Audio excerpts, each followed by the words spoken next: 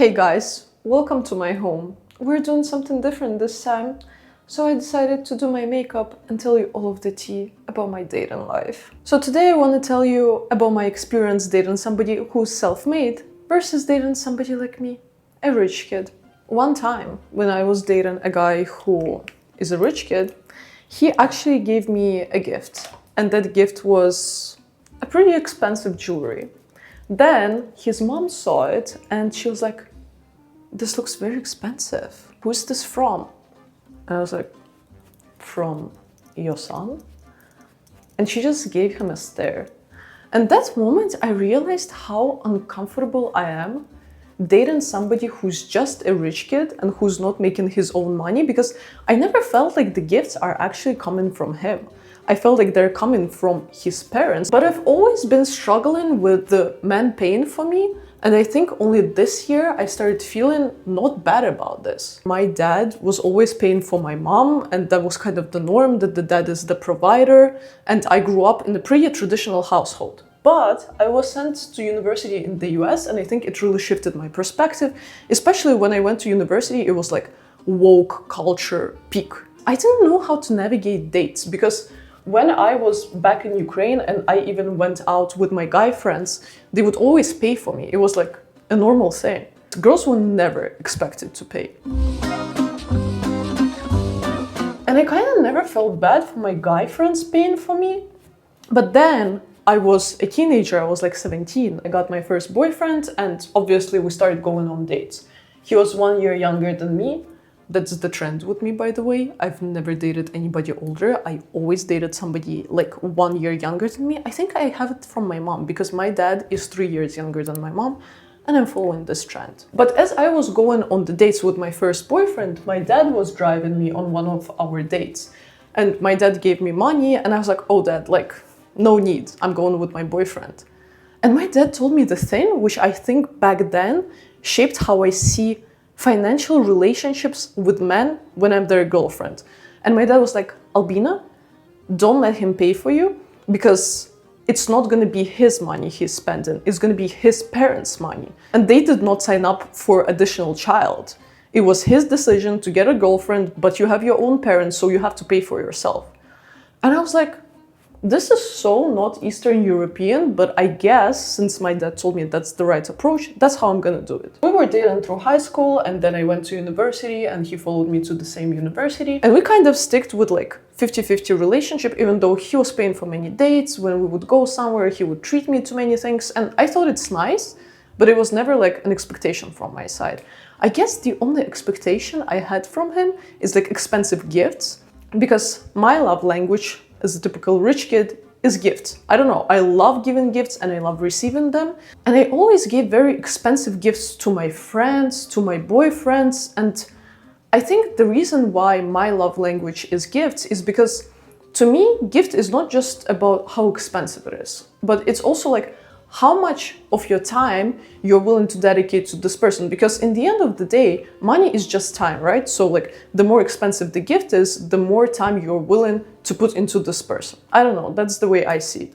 So I always expected expensive gifts from him. And I think this was like a weird pressure from my side, because both of us were still students. And I also thought that if I give you an expensive gift, it's almost like an expectation that you give me the same type of gift.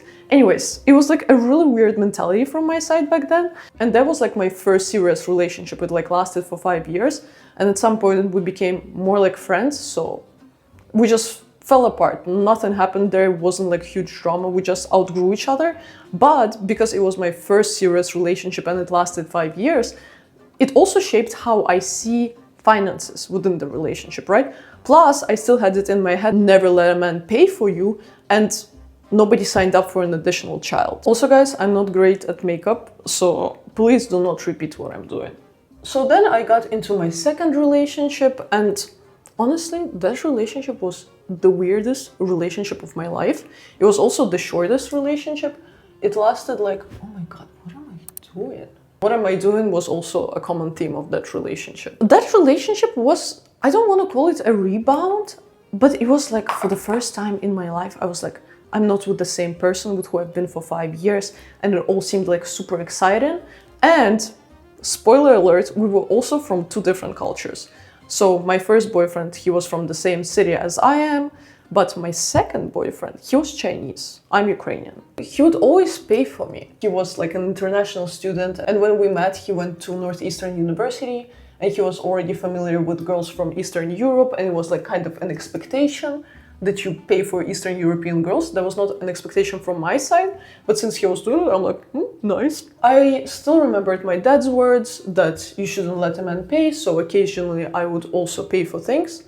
But I was also still giving him very expensive gifts. I think like this is probably the most stupid thing I was doing in my relationship, because I was doing it sincerely. I was like, I can afford it because of my parents, and I just sincerely enjoy giving gifts. But I think it was putting like this unnecessary pressure on men, because it's almost like they could never match what I'm giving to them. I would love to give you examples of what I was giving them, but my parents are watching this channel, and I don't want them to know how much money I spend on my exes. It's kind of cringe. That relationship ended up being super messy. I got cheated on, which was for me like, cheating on me? You gotta be out of your mind. Anyways, my third relationship, a lot of tea there. I was always like, I don't want to be the type of person who goes online and tells all of the tea about everybody's business, because I'm like, yeah, I love them at some point of time, so I have to respect their privacy, blah, blah, blah. They didn't give a fuck about respecting me during the relationship. Let me just give you a common theme of of three men who I was dating. All of them were rich kids. All of them had very rich parents, and that's why I feel like we're coming from the same type of environment. We could afford the same things. So, for example, when we would think of going on some type of vacation, it was never like a question, oh, can either of us afford it? But all of my boyfriends had very different parents. And if you're rich, guys, it doesn't mean that you live the same lifestyle. Somebody can be very rich, but they can think that, for example, vacations are not needed. There is no need to go to 5-star hotels or fly business class, even though they can afford it. They just don't think it's necessary, and that's absolutely fine. But for me, I was like, oh, if I fly economy, it's almost like a downgrade of my life, and why am I with the man who thinks that it's okay, and I'm like doing this? If I tell him that we have to fly business, and for example, if he's not working and his parents think that it's not appropriate, then it's the end of the conversation. It's not like you're negotiating with your boyfriend. You're negotiating with his parents. And it's like such a fucking weird dynamic you can't imagine. My parents never ask me where I spend my money. My parents do not track my spendings. I've been working since I was like 21. Since I graduated from college, I had my own money, but my parents were still like supporting me very much. Till I was 22, 23, I think, my parents were still sending me like an allowance. So they would send me like a certain amount, not every month, but they would send me money for my rent. And for example, if I would go on some trip, my dad would send me additional money. I never had a conversation with my parents where they were like, we think you're spending too much. Because I think I've been pretty responsible with my allowance. And not even that I've been very responsible. It's just my parents allow me to actually spend a lot of money. Once that allowance thing was working out, I guess, and my parents saw that I can handle big sums of money, when I was older, they just sent me like a huge sum of money. And they never asked me what I'm doing with this. I have full freedom, right? If I want to buy gifts for somebody, I can do that. I do not need to report to anybody. If I want to go buy something big, it's okay. If I want to buy a watch, for example, I will still call my parents. I'm not going to do it behind their back, not because they wouldn't allow me to do that, but because I just think that it's the right thing to do. Like if you buy something expensive with somebody else's money, like my parents, it's at least like a respect thing to ask them if they like it. But with a lot of other rich kids, it works very differently. Some of them have their credit cards linked to their parents to the point that they get notifications when they went to buy groceries, when they went shopping. I don't know. I think it's weird, especially if your child is like over 20. To me, it just shows that you don't trust your children with big money. Then why do they have it in the first place? And second, it's almost like financial abuse. When your parents cannot control you because you are in the same city, for example, or in the same country, but they still want to have some power over you. That's what they do with money. And I think that's why some rich kids, they like try to become extremely independent because I don't know if you guys understand it, but there's actually so much financial abuse happening between like rich kids and rich parents. I'm beyond lucky that my parents are not controlling, and I think they also tried to raise me in a way where I know how to handle money, but it's not a case with a lot of like rich parents. And I think a lot of rich girls, when they start dating somebody or start seeing somebody, they're like, oh my God, he has like an expensive car, he has expensive watches, he's probably gonna be spending it on me too. Don't be fooled. If his parents are okay spending this amount of money on him, it doesn't mean that they would be okay with him spending this amount of money on you. So date a generous man. Don't date a rich man. Those are two very different things. I told my dad a story. Oh, one time we went to a restaurant with my ex-boyfriend at the time, and we paid like 50-50. And my dad was like, what? Are you not embarrassed to even tell me that? And I was so confused. And I was like, what do you mean? You're the one who told me that like, I don't want to be like an additional child to his parents. That's why like I've been paying for myself. And my dad was like, Albina, I told you this when you were in high school, when I didn't expect a guy to have a job. You're like 24 now. What are you talking about? If a man can't afford to take you on a date, then he should not be inviting you on a date. Or he should be inviting you in a place where he can treat you. And I was like, what? I didn't know. And that also shows how much of an influence my father has on how I see the world. Because the moment my dad was telling me something, especially about relationships, and because I look at my parents and I see what an amazing relationship they have, I trust their word. My parents always told me that like, it doesn't matter what you tell your children if you live a different reality. You cannot tell your children to be disciplined if you're yourself not disciplined. Because in the end of the day, your children are just going to be doing what you're doing. You can only raise your children by setting an example. Your words don't matter. The reason why I'm doing this, guys, is because my favorite type of makeup is tired CEO makeup. So, I don't know. I know that everybody always tries to look fresh. That's not my vibe. I want to look a little bit like a tired vampire. That's my vibe. Also, I started doing my eyebrows very like thin. I don't know if you guys like it. My last relationship ended. We dated for like 3.5 years. I have other videos explaining my breakup if you want to watch them. Don't recommend. I look back on them and I'm like, questionable. I ended that relationship and I was like, I'm not going to be dating anybody for a freaking while. I think that was like one thing which my mom would call out. Albina, you need to learn how to be by yourself. This is not okay. You're constantly dating somebody. And once we broke up with my ex, the best thing I've done, guys, is I stayed single for a while. And at some point, I felt like a monster which doesn't have her own personality, but has parts of personalities from each of her exes. I even noticed that like sometimes I joke as one of them, sometimes I say phrases like the other one, and I was like, do I even have my own personality? Or am I just a mix of those guys I used to date in the past? That's one thing which my mom always told me, because she was like, Albina, I know that when you're dating, you're trying to be like me and you're always prioritizing your man because that's how you grew up. You saw me prioritizing your father. But what you're not seeing is that they're not treating you how your dad is treating me. And a relationship should be like a mirror. What one person does, the other one responds with this amount of effort. And you're not doing this. You just keep on giving, and the more you give, the less effort they start putting. And I was like, she just doesn't understand me. She was right. So I spent some time by myself. Then I met this man. We never dated. I made it very clear that like, dude, you know what? I'm done with like dating. I just don't see points in this anymore because I put so much effort. I put my heart and my soul. And the most stupid thing I used to do is that I would also change my plans for those men. And let me explain. For example, I was in the process of my green card. I was very successful at my job back in corporate America. But then, like, my ex couldn't stay in the US. And I was like, fine, I'll drop everything and I will move wherever he will go. Even though my life was completely figured out, I had a very stable job. I was getting great amount of money. I also have like my trust fund. I have money from my parents. Like, I live a very good life. By the age I was 25, because of my parents and because of my privilege, I knew where I was going in life. And not to brag, guys, I know that it's very easy for me to have my life figured out because of my parents, but I have so little of my friends who are also rich kids, who have their life figured out. But the majority of my rich kids' friends, they don't know where they're going. And you can clearly see it right now when the world is so unstable. Some can no longer pretend that they're assistants of CEO because they're just Baba's assistant.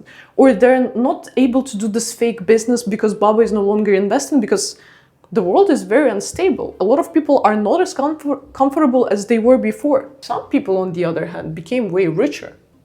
The reason why I'm explaining this is because my life was super stable and his life wasn't at all. And somehow, because I thought that like, but I'm a woman, I'm supposed to follow his lead. What lead? There was no lead. I was just willing to drop everything to be with him, which was so stupid. Therefore, as I met my fiancé, that period alone made me realize that I really love my life. I'm really enjoying this. I think I have my career figured out. I really started enjoying like my alone time. And I was like, if I will be with somebody, it's only because I want to make myself stronger, to make my life more interesting, more fulfilling. And I'm not doing this as a girlfriend. I'm not putting effort into relationship if I'm just a girlfriend, because you put so much time, so much effort, and you don't even know where you're going. Anyways, I told him that, and his response was, so do I understand correctly that you just want to skip a step? And back then, as I was saying, we weren't even dating. We were like talking for a couple of months. And to understand that apparently it's so easy for a man to know when he's willing to commit to you was very eye-opening. And I was like, oh, so apparently I didn't have to prove for the longest time that I'm like this amazing girlfriend. And if you will make me your wife, you're gonna make such a great decision. I was like, apparently, like if a man likes you and he doesn't want you to have a chance with anybody else, he just makes you his wife. Obviously, I'm telling you this on a very like high level. There were a lot of conversations about prenup, if we're aligned on things, how we see our life in the future, because that's how our relationship went. I also called my parents because in my family you have to ask, a guy has to ask a father for permission, but because everything was moving so fast, I kind of knew that he's gonna propose to me. So my dad, guys, my dad had a freaking list of questions he was asking him.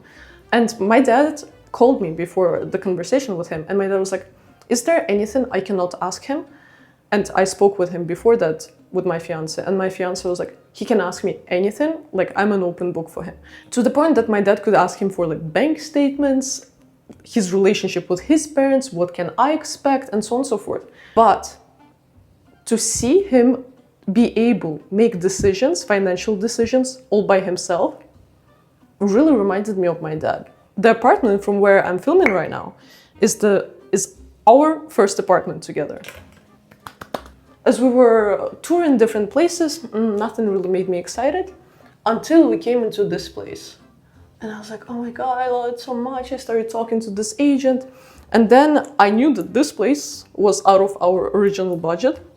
And then we had to go somewhere else. And he was like, all right, like we're committing to this. And I was like, really? Are we? And he told me something which like made me fall in love with him again and again. He was like, I saw your eyes when you saw this apartment and I want to see you like this every day. And I knew like that moment I saw your eyes, I made the decision that's where we're gonna live. And once again, maybe my perception of relationship is weird because I've been with rich kids and I'm from a rich kid community, but I was like, wow, he can make those decisions without asking his mom, his dad. He has his own money and he can commit to the decisions. And I was like, this is a completely new level of freedom. Because when you're talking about privilege, you think that like privilege gives you freedom. But in most cases, guys, this type of privilege is making you so limited because you don't have a freedom of your own choices unless you're either making your own money or you have very healthy relationship with your parents. My makeup probably looks insane on camera, and as I told you guys, I'm no makeup expert. But let me know if you enjoyed the videos from my apartment. Let me know what you want me to tell you about myself, about rich kids, because that's what we're here for. I hope you enjoyed this new format. We're planning on releasing videos every week now, not bi-weekly. Are we finally on this level? Credits to my team and credits to you guys. And as always, do whatever you want with this information. Love you guys.